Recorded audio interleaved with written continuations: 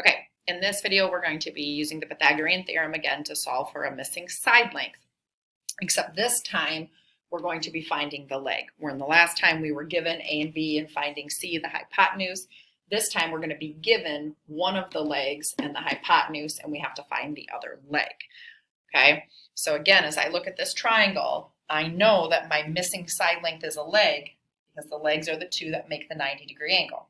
So that means my other one is a leg, and that is the hypotenuse. So it doesn't matter if I plug X in for A or B. Doesn't matter if I plug 24 in for A or B. What matters is that I recognize that 25 is the hypotenuse, so I have to plug that in for C.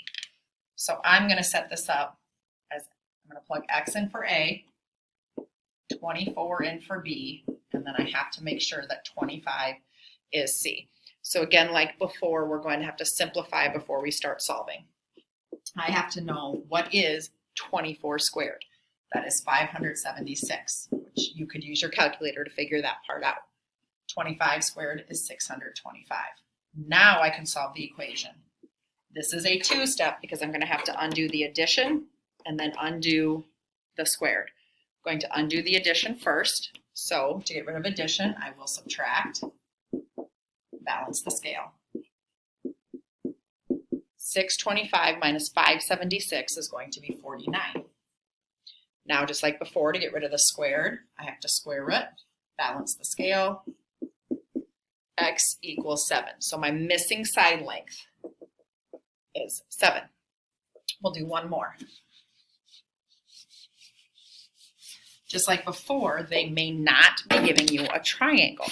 They may just say, hey, you have a leg equal to 13, and the hypotenuse equal to 27. Or they could write it as A or B, doesn't matter, is 13 and C is 27. And you have to plug in and solve. So again, one of the legs I don't know, the other leg I do, and of course I just have to make sure that the hypotenuse is the one that gets plugged in correctly. So doing the math, this is 169. And 27 squared is 729. And again, you can use calculators for that. Get rid of the addition first. So I'm going to subtract 169, balance my scale. That zeroes out. 729 minus 169 is 560. Square root. Again, this is going to be one that's going to be a decimal. So we're not always going to have perfect squares. 560 is not a perfect square, so go ahead and round that. And our missing side length is about 23.7. You could say 23.66. That's how you find a leg in the Pythagorean theorem.